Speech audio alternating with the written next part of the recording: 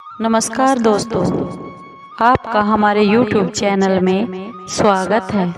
सभी दर्शकों को जय श्री कृष्णा। दोस्तों, कैसे हैं आप? उम्मीद है आप सब अच्छे होंगे। आइए आज का प्रसंग जानते हैं, आज की कहानी जानते हैं। आज की कहानी शनिदेव व्रत कथा है। उससे पहले अगर आप हमारे चैनल पर नए हैं तो प्लीज़ चैनल को सब्सक्राइब जरूर कर लीजिए और बेल आइकॉन को जरूर दबा लीजिए ताकि आप तक हमारे सारे नोटिफिकेशन पहुंच सके। दोस्तों, आपका एक भी सब्सक्राइब हमारे लिए बेहद मायने रखता है। आइए आज की ये ज्ञानवर्धक और प्रेरणादायक कहानी है जो शनिदेव की है। दोस्तों, अगर शनिदेव की साढ़े साथी या फिर ढैया किसी पर चल रहा है तो आप ये शनिदेव की कथा और व्रत जरूर करें ताकि आप साढ़े साथी और ढैया से के दुष्प्रभाव से बचे रहेंगे। दोस्तों, चलिए जानते हैं शनिवार व्रत की कथा और व्रत रखने से क्या लाभ है और जिसे पढ़ना बहुत ही शुभ फलदायी होता है। दोस्तों, एक बार की बात है, सभी नवग्रहों मंगल, चंद्र, बुध, बृहस्पति, सूर्य, शुक्र, शनि, राहु और केतु में झगड़ा हो गया कि इन सब में से कौन बड़ा है। सभी ग्रह आपस में लड़ाई करने लगे और कोई भी निर्णय नहीं हो पाया और वे देवराज इंद्र के पास इसका निर्णय करवाने के लिए पहुंच गए। देवराज इंद्र उन सब की बातें सुनकर बहुत घबरा गए और उन्होंने निर्णय करने में अपनी असमर्थता जता दी और कहने लगे, हे नवग्रहों, आपका न्याय करने में मैं असमर्थ हूँ। और इस समय धरती लोक पर राजा वीर विक्रमादित्य हैं, जो कि बहुत ही न्यायप्रिय राजा हैं। वे ही इस झगड़े का निर्णय कर सकते हैं कि आप सब में से कौन बड़ा है। सभी ग्रह एक साथ राजा वीर विक्रमादित्य के पास पहुंच गए और अपने झगड़े की सारी बात बता दी और साथ ही हम अपने निर्णय के लिए भी उनसे अनुरोध किया। राजा वीर विक्रमादित्य उनकी सारी बातें सुनकर बहुत चिंता से दुखी हुए, क्योंकि वे जानते थे कि जिस किसी को भी छोटा बताया गया वही ग्रह क्रोध कर उठेगा। तब राजा को एक उपाय सूझा। उन्होंने रजत, स्वर्ण, कांस्य, सीसा, पीतल, रांगा, जस्ता, अभ्रक और लोहों से 9 सिंहासन बनवा दिए और उन्हें इसी तरह लाइन से रखवा दिया। फिर उन सब में से निवेदन किया, आप सभी अपने अपने सिंहासन पर विराजमान हो जाइए। जो भी अंतिम सिंहासन पर बैठेगा वही सबसे छोटा होगा। के अनुसार लोहे का सिंहासन सबसे पीछे रखा हुआ था और बाद में होने के कारण शनिदेव सबसे बाद में बैठे तो वही सबसे छोटे कहलाए। शनिदेव को लगा कि राजा ने ऐसा जानबूझकर किया है और वह बहुत गुस्से में राजा से बोले, हे राजा, तू मुझे नहीं जानता। सूर्य एक राशि में 1 महीना, चंद्रमा 2 महीना 2 दिन, मंगल 1.5 महीना, बृहस्पति 13 महीने और बुध और शुक्र 1-1 महीने घूमते हैं, लेकिन मैं 2.5 से 7.5 साल तक घूमता हूँ। बड़े बड़ों का मैंने विनाश कर दिया है। श्री राम की 7.5 आए तो उन्हें भी वनवास हो गया। रावण की आई तो उसकी लंका को वानरों की सेना से हारना पड़ा। अब हे राजा वीर विक्रमादित्य, तुम भी सावधान हो जाओ। ऐसा कहकर क्रोधित होते हुए शनिदेव वहां से चले गए। सभी देवता भी खुश होकर वहां से चले गए। कुछ समय बाद राजा की 7:30 आ गई। तब शनिदेव घोड़ों के सौदागर बनकर राजा वीर विक्रमादित्य के पास आए। उनके साथ कई बढ़िया घोड़े थे। राजा ने यह समाचार सुनकर अपने अश्वपाल को अच्छे अच्छे घोड़े खरीदने की आज्ञा दे दी। उसने कई अच्छे अच्छे घोड़े खरीदे। वह सबसे उत्तम घोड़े को राजा की सवारी के लिए दे दिया। राजा जो ही उस घोड़े पर बैठा, वह घोड़ा एकदम सरपट वन की ओर भाग गया। भीषण वन में पहुंचकर वह घोड़ा अंतर्ध्यान हो गया। वन में वह राजा बहुत भूखा और प्यासा भटकता रहा। तब एक ग्वाले ने उसे पानी पिला दिया। राजा वीर विक्रमादित्य ने खुश होकर उसे अपनी अंगूठी दे दी। वह अंगूठी लेकर राजा नगर को चल पड़ा।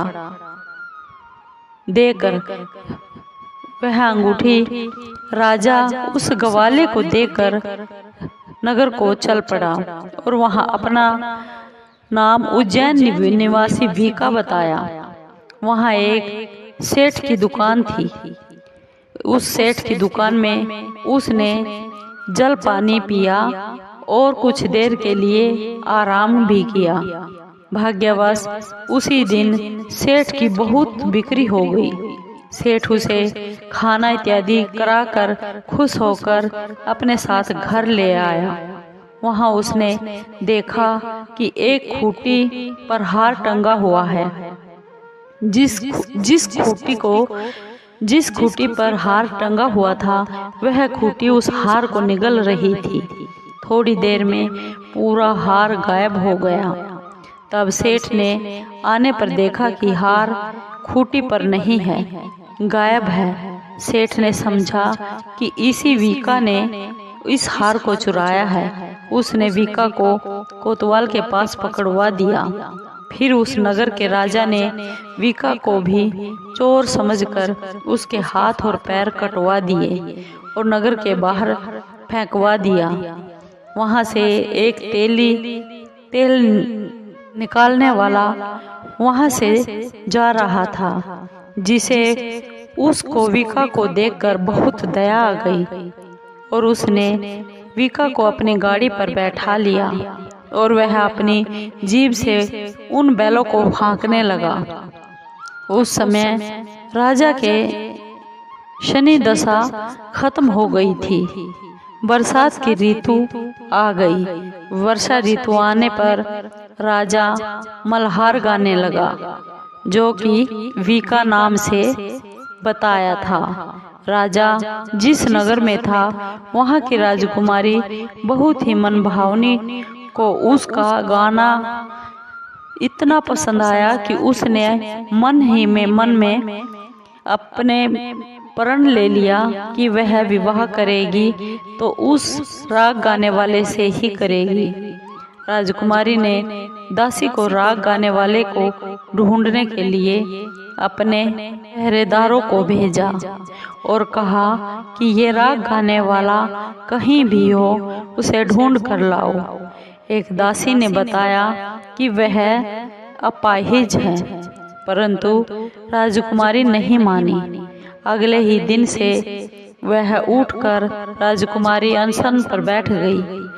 बोली कि अगर वह शादी करेगी तो सिर्फ उसी से करेगी, नहीं तो अविवाहित ही मर जाएगी। बहुत समझाने पर भी राजकुमारी मानी नहीं, तो राजा ने उस तेली को बुला लिया और विवाह की तैयारी करने को कहा। फिर उसका विवाह उस राजकुमारी से हो गया। फिर एक दिन राजा वीर विक्रमादित्य, जो वीका था, वह सो रहा था और उसे स्वप्न में शनि देव ने दर्शन दिए और कहा, राजन, देखा तुमने मुझे सबके सामने छोटा बताकर कितना दुख झेला है। तब राजा ने उनसे माफी मांगी और उससे प्रार्थना करते हुए बोला कि हे शनिदेव, जैसा दुख तुमने मुझे दिया है कभी किसी और को नहीं देना। शनिदेव मान गए और बोले कि जो मेरी व्रत और कथा कहेगा उसे मेरी दशा में कोई भी दुख नहीं होगा। जो भी आदमी, जो भी व्यक्ति रोज मेरा ध्यान करेगा और चींटियों को आटा डालेगा, उसकी सभी मनोकामनाएं जीवन में पूर्ण होंगी। और शनिदेव ने राजा को हाथ पैर वापस कर दिए। वह हुई तो आँख खुली और आँख खुलने पर राजकुमारी ने क्या देखा तो वह बहुत ही हैरान रह गई। विका ने उसे बताया कि वह उज्जैन का राजा वीर विक्रमादित्य है। सभी लोग बहुत प्रसन्न हो गए और सेठ ने जब यह बात सुनी कि वह राजा के पैरों में गिरकर माफी मांगने लगा। राजा ने कहा कि वह तो शनिदेव का कोप था, इसमें कोई भी किसी का दोष नहीं है। सेठ ने फिर भी आग्रह किया, निवेदन किया कि मुझे शांति तब ही मिलेगी जब आप मेरे घर आकर भोजन प्रसाद ग्रहण करेंगे। सेठ ने अपने घर जाकर नाना प्रकार के व्यंजन भोजन बनाकर राजा को खिलाया और सबने क्या देखा कि जो खूंटी हार निगल गई थी वही खूंटी अब उस हार को उगल रही है। सेठ ने अनेक मोहरे देकर राजा का धन्यवाद किया। सेठ ने अपनी कन्या श्री कंवरी से राजा का विवाह करने का निवेदन भी किया। राजा ने इसे सहर्ष मान भी लिया। कुछ समय के बाद राजा अपनी दोनों पटरानियों मनभावनी और श्री कंवरी को सभी उपहार के समेत लेकर उज्जैन नगरी को चल पड़े। वहां राजा के राज्यवासियों ने सीमा पर राजा का और उसकी रानियों का खूब आदर सत्कार किया।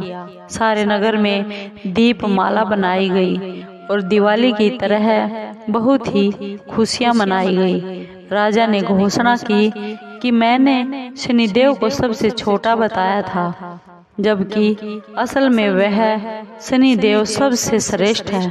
तब से सारे राज्य में शनिदेव की पूजा और कथा हर रोज हर शनिवार होने लगी। राजा, सारी प्रजा और खुशी से आनंद के साथ जीवन बिताने लगे। जो भी कोई शनिदेव की इस कथा को सुनता है या फिर पढ़ता है, उसके सभी दुख दूर हो जाते हैं। व्रत के दिन इस कथा को जरूर पढ़ना चाहिए। से आप साढ़े और शनि के ढैये से मुक्ति पा सकते हैं, उसके दुखों से बाहर निकल सकते हैं। बोलो शनिदेव की जय। दोस्तों, आपको ये शनिदेव की कथा कैसी लगी?